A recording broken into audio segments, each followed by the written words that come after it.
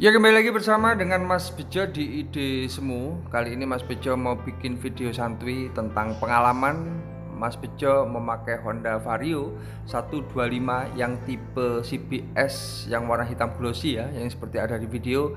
Setelah 1 tahun Mas Bejo akan coba jelaskan ya tentang kekurangan dan kelebihan Honda Vario 125 ini setelah Mas Bejo pakai 1 tahun.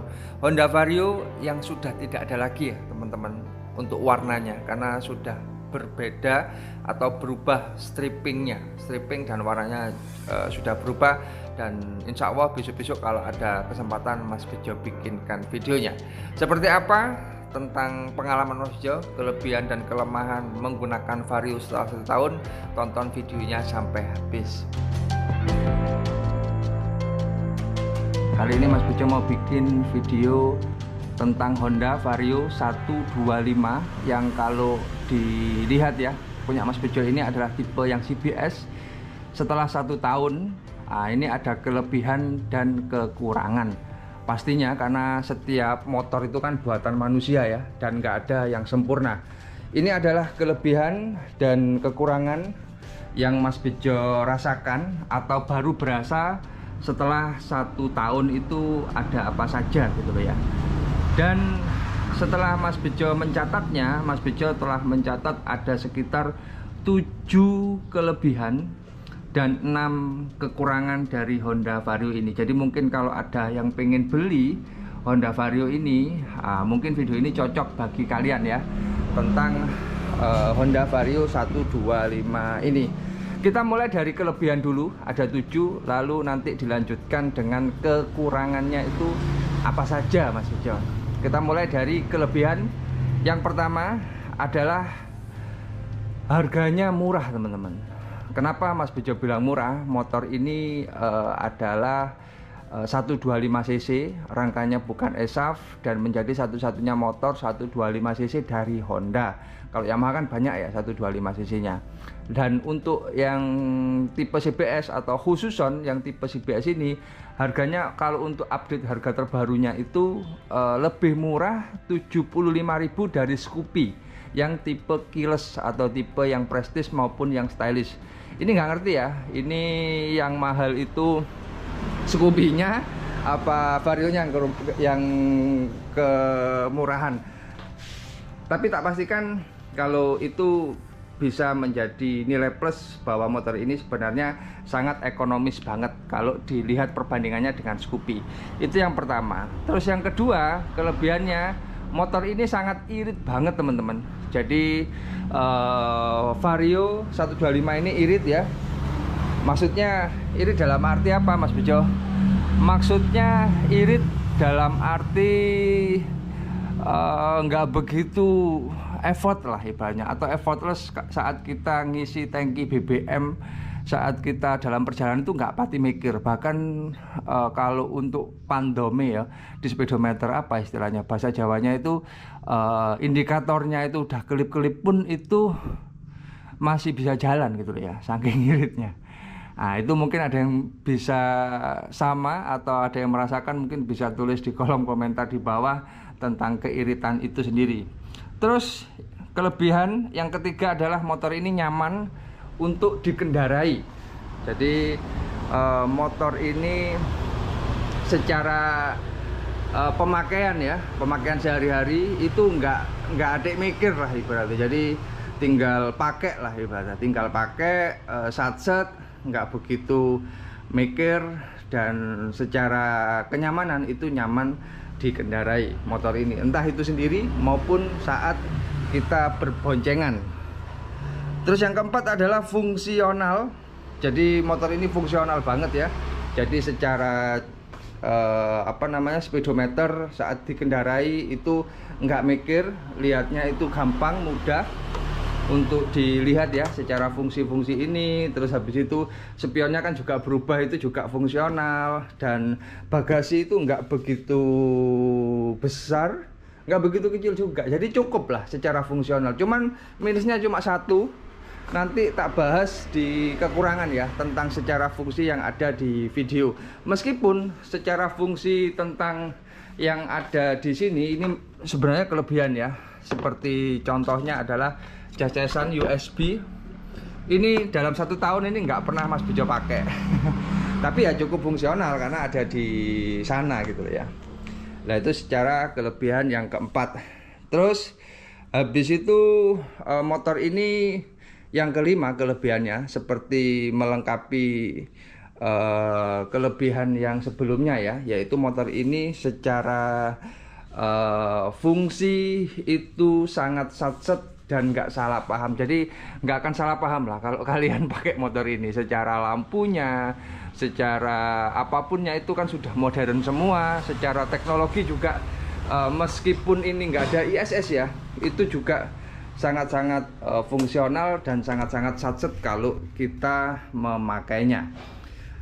Lalu yang keenam adalah kelebihan yang sifatnya perspektif ya, yaitu satu-satunya motor kelas Matic dari Honda 125cc yang rangkanya itu tidak ESAF. Memang ini tidak termasuk kelebihan yang sangat signifikan atau gimana ya, karena memang masih simpang siur juga. Tapi secara perspektif orang-orang itu kan, loh kalau rangka ESAF itu kan ringkih apa segala macam. Meskipun sebenarnya kenyataannya nggak begitu juga gitu ya.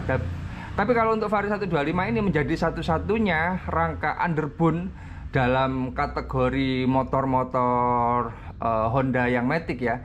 Kan kalau untuk Beat, untuk Scoopy, untuk Genio, bahkan untuk Vario 160 kan ESAF ya. Jadi ini menjadi nilai plus kalau menurut Mas Bejo. Jadi secara perspektif itu, oh ini rangkanya underbone gitu loh.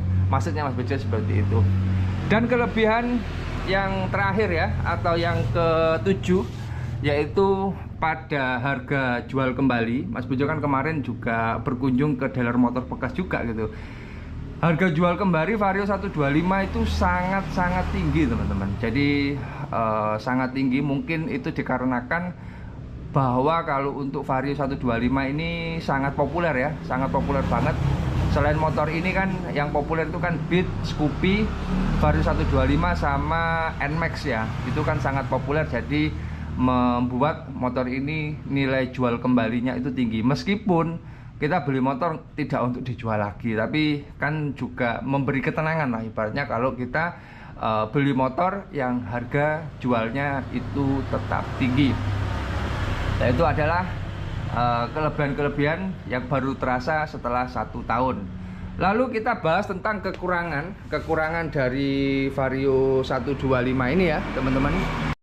Kita mulai dengan kekurangan-kekurangan dari Vario 125, bahwa motor itu tidak ada yang sempurna, apapun mereknya, apapun pabriknya, pastinya ada kekurangan. Dan ini adalah kekurangan Vario 125 setelah 1 tahun ya, baru berasa yang versi Mas Bejo. Jadi ini sudut pandang Mas Bejo secara pribadi, tidak mewakili siapapun lah, ini mewakili Mas Bejo pribadi. Ada kekurangannya, tak tulis itu ada 6 teman-teman.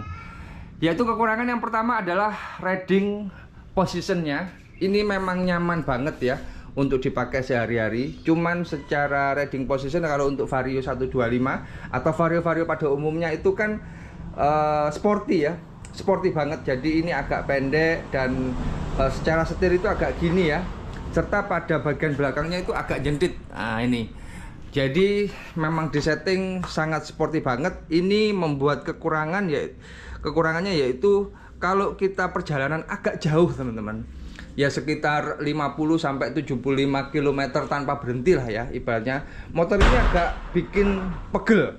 Nah, agak bikin pegel di boyok, mungkin di tangan mungkin. Jadi secara perjalanan jauh itu kurang lah ibaratnya. Karena kalau perbandingannya sama PCX mungkin sama NMAX ya beda. Tapi ya nggak bisa diperbandingkan juga kan ya, karena memang ini mungkin secara fungsi untuk kehidupan sehari-hari dan untuk bukan untuk touring dan perjalanan jauh, karena memang lebih pendek lah ibaratnya secara setirnya. Jadi sangat sporty banget lah ibaratnya. Itu kekurangan yang pertama. Terus kekurangan yang kedua yang masuk pada hal yang begitu penting tapi bisa jadi dianggap remeh ya, yaitu pada centelan teman-teman. Centelan di sini itu sangat sempit. Nah, jadi sangat sempit sampai Mas Bejo itu bikin yang namanya itu isolasi, tak isolasi biar nggak bundas-bundas ya, atau nggak luka-luka bodinya eman-eman. Jadi untuk ditaruh saat kita goncengan atau nganterin anak Mas Bejo sekolah ya, itu secara apa namanya, naruh helmnya itu nggak begitu nyantol karena sempit gitu ya. Jadi dek sininya itu sempit, bahkan ini lebih sempit daripada Beat. Jadi Beat sama Vario ini lebih lebaran Vario. Nah ini termasuk kekurangan sih kalau menurut Mas Bejo tentang di dek di dalamnya. Tapi kalau untuk galon sama gas itu aman lah untuk Vario 125 ini. Lalu selanjutnya adalah pada karakter mesin ya teman-teman. Pada karakter mesin dari Vario 125 ini. Ini karakter mesinnya kalau pagi atau lama belum dipakai itu agak kasar teman-teman. Jadi agak kasar, agak khas gitu loh. Jadi kasar, dan kalau pengen lebih halus ya dan tarikannya lebih enteng itu harus dipanasin dulu agak lama. Jadi butuh waktu untuk dipanasin agak lama kalau untuk mesinnya. Jadi kalau Mas Bejo pakai itu kalau langsung ya ke susu-susu ya, bahasanya itu cepet-cepet lah ibaratnya, langsung kepake itu agak kasar gitu loh ya. Jadi gimana ya, kurang lah ibaratnya kalau untuk dipakai. Tapi lama-kelamaan enggak sih ya, makanya harus dipanasin dulu. Terus yang keempat itu pada tarikan awal, tak pikir ya motor ini secara satset itu nyaman ya untuk tarikan awalnya. Tarikan awalnya itu agak lemot teman-teman. Jadi tenaganya itu baru ngisi di tarikan tengah dan atas. Itu yang Mas Bejo rasakan pada tarikannya. Nggak tahu ini khusus untuk Varionya Mas Bejo apa untuk Vario pada umumnya, nggak tahu ya. Cuman yang Mas Bejo rasakan itu seperti itu. Terus yang kelima, tempat kunci ini. Tempat kunci ini kan kalau dicopot ya, contohnya ini kan otomatis langsung nutup ya. Jadi sangat aman sekali kalau kita lupa-lupa. Cuman kalau untuk kunci yang ada di sini ya, setelah cuci atau setelah kehujanan itu nggak nutup sendiri teman-teman. Jadi nunggu diatur di sini lah ibaratnya. Tapi kan ini, tapi lama kelamaan enggak. Nah ini kan, nah ini kan nutup sendiri kalau dicabut kontaknya. Cuman kalau habis kehujanan atau kena air atau habis dicuci, ini agak sulit untuk menutup kunci. Nggak tahu ini, tak kembalikan lagi. Ini khusus punya Mas Bejo apa untuk yang lainnya. Nah itu untuk secara apa namanya, secara kontaknya. Lalu pada yang terakhir, kelemahan yang sangat signifikan ya, begitu remeh tapi signifikan, yaitu pada laci, dua laci ini. Dua laci yang ini nanggung banget gitu loh. Jadi lacinya nanggung ya. Contohnya kalau Mas Bejo bawa botol ya, taruh di sini itu nggak cukup. Nah, nggak cukup karena kecil ya. Mungkin ini untuk naruh apa ya istilahnya, mungkin buat naruh masker atau tisu. Nah, tapi nanggung banget gitu loh ya. Nanggung. Bahkan yang di sini pun kalau kita isi botol ya, nggak tahu botolnya Mas Bejo kebesaran atau apa, cuman untuk Aqua 330 itu kalau dimasukkan sini itu nggak bisa ditutup. Jadi secara kekurangan pada lacinya itu seperti itu, nanggung teman-teman. Kalau menurut Mas Bejo sih seperti itu. Selebihnya aman, nggak ada masalah seperti motor-motor pada umumnya. Nah itulah kelebihan dan kekurangan yang Mas Bejo rasakan setelah memakai Honda Vario selama 1 tahun ini. Apakah kalian sama yang punya Vario 125? Apakah berbeda? Tulis di kolom komentar di bawah. Mungkin cukup ya untuk video kita kali ini, yaitu kelebihan dan kekurangan Honda Vario 125 yang kali ini tipe CBS punya Mas Bejo setelah 1 tahun. Jadi baru berasa setelah Mas Bejo pakai dalam kurun waktu 1 tahun. Mohon maaf kalau ada salah kata, banyak pastinya karena Mas Bejo hanyalah manusia. Biasa tempatnya salah, kira dan lupa, dan kesempurnaan hanya milik Allah Subhanahu wa Ta'ala. Jangan lupa like, komen, dan subscribe.